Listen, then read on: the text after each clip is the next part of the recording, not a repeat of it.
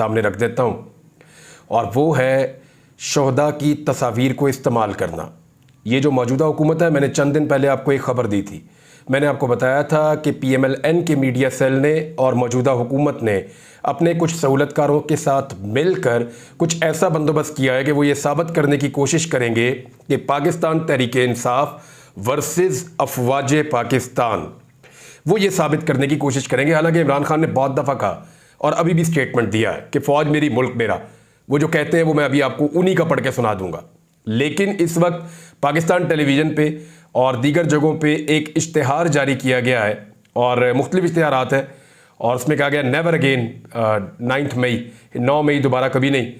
तो ये उन्होंने एक बनाया, तो बड़ी अच्छी बात है। 9 मई जैसे वाक़यात कभी दोबारा नहीं होने चाहिए, और किसी भी मुल्क में ये वाक़यात नापसंदीदा होंगे, और ऐसे वाक़यात की रोकथाम भी होनी चाहिए, कानून की अमलदारी भी होनी चाहिए, और ऐसे वाक़यात की कोई गुंजाइश भी नहीं होनी चाहिए, और ऐसे तमाम रास्ते भी रुकने चाहिए जिनकी वजह से ऐसे वाक़यात होते हैं। लेकिन ये जो इश्तिहार बना है ना, ये इंतहाई काबिल मुज़म्मत है, और इसको फ़ौरन रोकना चाहिए। ये मैं पाकिस्तान की रियासत को और रियासत को चलाने वाले इदारों को और सबको कह रहा हूँ, इसको रोक लें। मैं आपको ये बता रहा हूं कि ये जो हो रहा है ये ठीक नहीं हो रहा। ये किया ये जा रहा है कि एक बारीक वारदात डाली जा रही है। मुस्लिम लीग नून अपनी जाती सियासत को चमकाने के लिए इमरान खान के बुग़्ज़ में इस हद तक आगे चली गई है कि वो निशाने हैदर वाले हमारे जो शोहदा हैं, इनको तो सबके नाम भी याद नहीं होंगे। ये भी नहीं पता होगा कौन कौन सी जंग में कहां पे शहीद हुआ था। इनको तो कुछ पता नहीं होगा। ना ये कभी उनकी तकारीब मनाने के लिए गए, ना ये कभी उनकी कब्रों पे गए। इनको किसी बात का पता नहीं है। उनकी फैमिलीज को भी नहीं ये जानते। ये तो मिले भी किसी से नहीं है। इनको तो आइडिया भी नहीं है। तो ये लोग आज उन शोहदा की तस्वीरों को इस्तेमाल कर रहे हैं एक बड़ी सियासी जमात के खिलाफ, एक ऐसी सियासी जमात के खिलाफ जिसके पास पाकिस्तान में अक्सरियत है। पाकिस्तान के 70 से 80% लोग उस सियासी जमात के साथ खड़े हैं। उस सियासी जमात को आप खिलाफ करार दे रहे हैं या साबित करने की कोशिश कर रहे हैं कि पाकिस्तान के जो निशाने हैदर शोहदा हैं, यानी वो उनके खिलाफ है। यार शर्म आनी चाहिए आपको। इससे ज्यादा घटियापन, बेशर्मी और बेगैरती हो नहीं सकती जो ये की जा रही है इस मुल्क के साथ।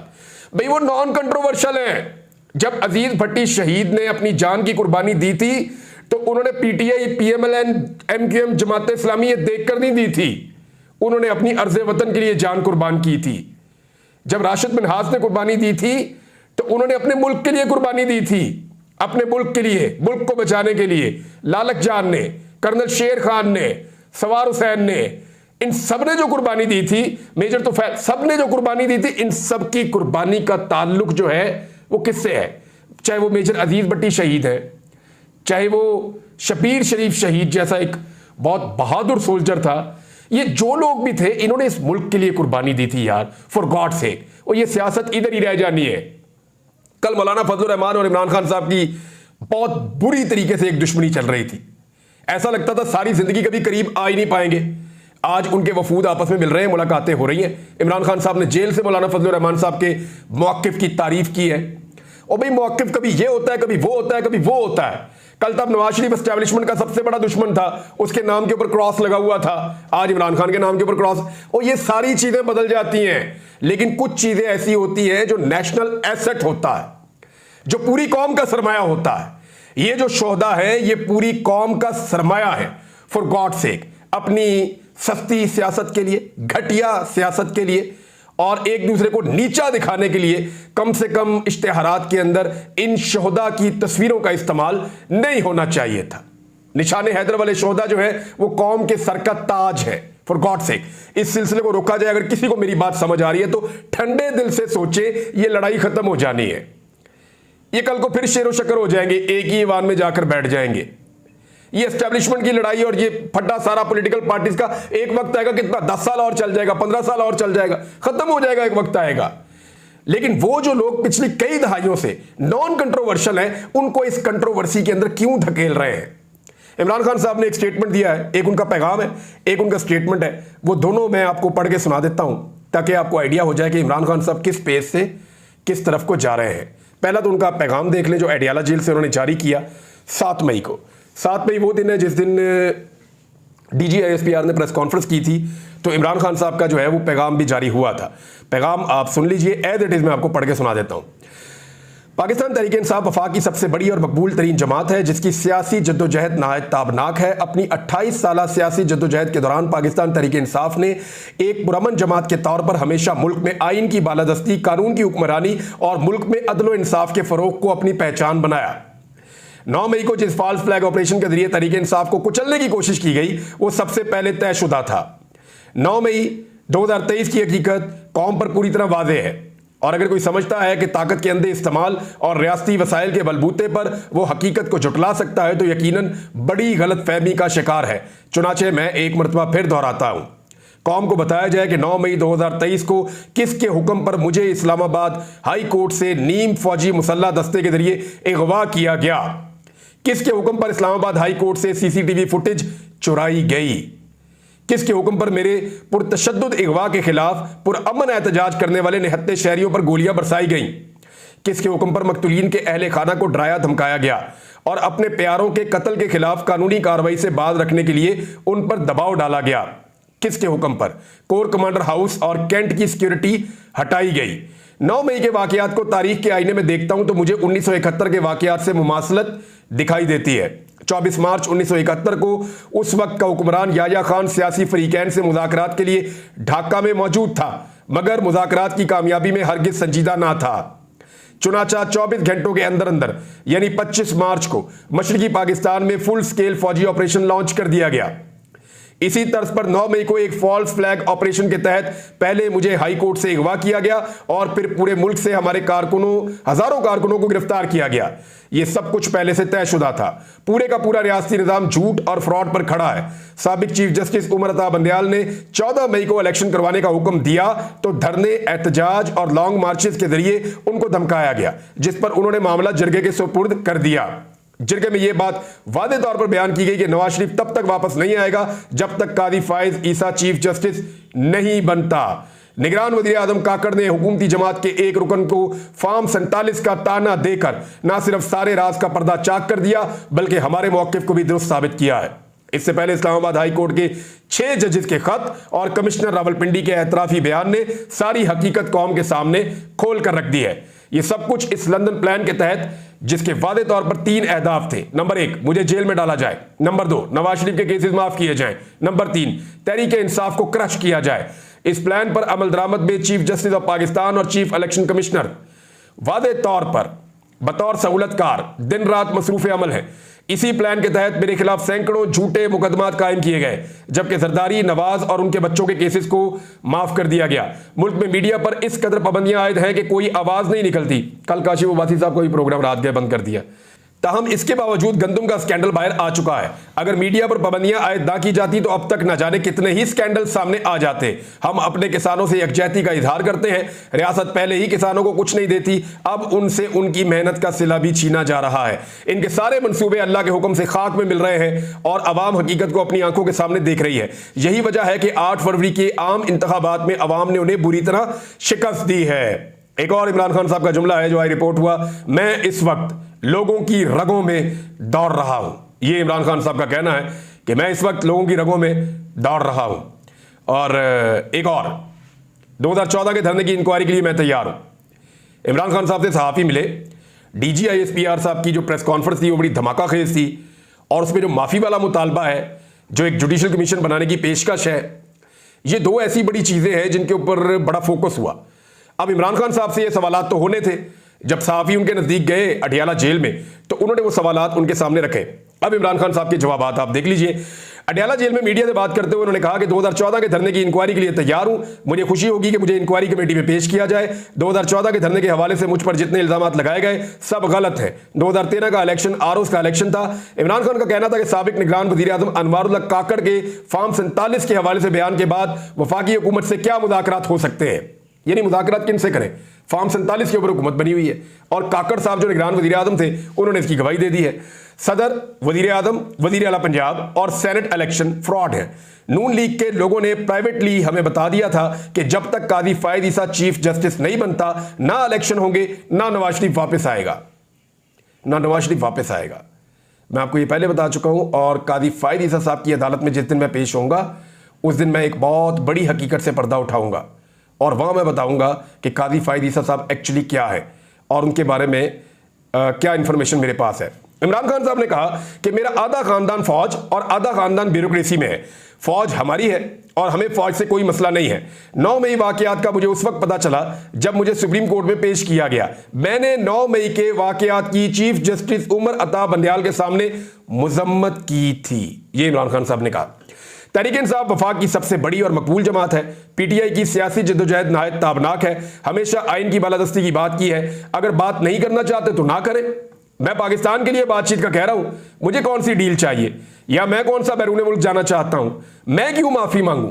माफी तो मुझसे मांगनी चाहिए। ये इमरान खान साहब ने कहा है। वैसे पाकिस्तान तहरीक इंसाफ ने एक ट्रेंड चलाया हुआ है। जिन लोगों के ऊपर 9 मई के बाद जुल्म सितम हुआ, पुलिस ने उनकी चादर और चारदीवारी का तकद्दुस पामाल किया, उनके कारोबार तबाह किए, उनके घर तोड़े और उन लोगों को मुसीबतों में डाला और वो लंबी सऊबतें काटने के बाद वापस आए, उन लोगों की तस्वीरें लगा के वो कह रहे हैं माफी तो इनसे मांगनी चाहिए जो इन लोगों की हालत हो गई है। और बहुत सारे लोग जो है वो उस दिन जान से भी गए थे, तहरीक इंसाफ का ये कहना है। फिर कैपिटल हिल में सीसीटीवी फुटेज से शनाख्त करके मुलजिमान को सजा दी गई। यहां तो सीसीटीवी फुटेज ही गायब कर दी गई। शहबाज शरीफ लंदन मुआहदे के तहत वजीर आजम बने। उन्होंने कहा कि खुदा के वास्ते फौज को सियासत में ना घसीटे। यही बात मैं शुरू में कह रहा था कि ये जिस तरह के इश्तिहारात बन रहे हैं ना, ये जबरदस्ती फौज को सियासत में घसीटने की कोशिश की जा रही है। मौजूदा हुकूमत शोहदा को इस्तेमाल कर रही है अपनी सियासत के लिए, जो नामुनासिब है। हमने अपनी 27 साल की तारीख में कभी जलाओ घिराव नहीं किया। 2 हुकूमतें हमने इंतखाबात के लिए तहलील की क्योंकि हमारी सियासी जमात इंतशार नहीं चाहती थी। ये जी इमरान खान साहब ने कहा। आरिफ अलवी साहब का भी स्टेटमेंट है। आरिफ अलवी साहब से भी माफी वाली बात जब की गई तो उन्होंने कहा कि क्या जो जुल्म कर रहा है वो माफी मांगे या जिस पर जुल्म हो रहा है वो माफी मांगे। आरिफ अलवी ने पंजाब असम्बली में सुन्नी इत्तेहाद कौंसिल के अरकान से मुलाकात की, पीटीआई वालों से, और अपोजिशन लीडर से भी मिले वो और उनको ब्रीफिंग भी दी गई। आरिफ अलवी ने कहा कि असम्बली का तरीक़ाकार सीनियर से ज़रूर सीखे और साथ ही साथ उन्होंने कहा गंदम के बहरान के लिए किसान को बुरी तरह मुतासर किया गया है और हुक्मरान ने गंदम इंपोर्ट करके सफ़ाकाना जुर्म किया है। माफ़ी कौन मांगे, जो जुल्म कर रहा है वो या जिस पर जुल्म हो रहा है वो माफ़ी मांगे। आरिफ अलवी साहब ने यह सवाल उठाया है। रऊफ हसन साहब जो है वो बहुत आउट ऑफ द बॉक्स निकल के आ रहे हैं फ्रंट फुट पे और उन्होंने कहा कि इमरान खान ने 3 लोगों को मुज़ाकरात का हक दिया है। जिसने भी मुज़ाकरात करने हैं वो उनसे राब्ता करेगा। हमारी सिर्फ 2 ही शराइत हैं, एक तो मुल्क को आइन और कानून के मुताबिक चलाया जाए, दूसरा ये लोग सियासत से बाहर निकले, सियासत इनकी डोमेन नहीं है। अच्छा, इसके अलावा जो ये तो उन्होंने जनरल बात की है ना, लेकिन एक्चुअली शराइत तो ये है कि मैंडेट वापस किया जाए और मैंडेट वापस करने के बाद जितने बेगुनाह कारकुनान हैं उनको रिहाई दी जाए और उसके बाद जो है वो मुज़ाकरात आगे बढ़ सकते हैं। ये 2 इनकी शराइत थी बातचीत के लिए। और असेंबलियों से उन्होंने कहा जी हम किसी सूरत इस्तीफे नहीं देंगे, हमने देने ही नहीं इस्तीफे। एक और चीज़ है, बुशरा बीबी के हवाले से फैसला आ गया अदालत का और इस पर बहुत सारे लोग बहुत सारे जुमले बोला करते थे। हमारे बहुत सारे सहाफ़ियों ने, जय्यद सहाफ़ियों ने ये खबरें दी थी कि बुशरा बीबी वादा माह गवाह बन चुकी हैं, वो किसी भी वक्त एक एटम बम फटने वाला है और इमरान खान के लिए बड़ी मुश्किलात बढ़ने वाली हैं। ऐसी बहुत सारी चीज़ें हमारे बड़े जय्यद दानश्वरों ने रिपोर्ट की थी। तो उसके बाद जैसे ही उनको सज़ा होती है वो फौरी तौर पे अदालत पहुंचती हैं और वो गिरफ्तारी दे देती हैं जेल में और फिर उन्हें पूरा निज़ाम परेशान हो जाता है कि हमने तो इनको जाके ड्रामा लगाना था, घर से जाके गिरफ्तार करना था, इमरान खान को तकलीफ देनी थी तो खुद चल कर आ गई गिरफ्तार होने के लिए। तो बजाय इसके कि वो उनको गिरफ्तार करते वो परेशानी में पड़ गए। फिर बड़ी देर बाद फैसला हुआ कि उनको पहुंचा दिया जाए बनी गाला। फिर उस दिन से उन्होंने केस किया हुआ कि मैंने बनी गाला में नहीं रहना, मुझे हाउस अरेस्ट ना करो, मुझे पहुंचाओ अडियाला जेल के अंदर जैसे आम कैदियों को रखा जाता है। तो बनी गाला में भी उनका अच्छा वक्त नहीं गुजरा। बकौल उनके उनको जहर भी दिया गया, बकौल उनके उनको तकालीफ दी गई और उन्हें बहुत परेशान रखा गया वहाँ पे।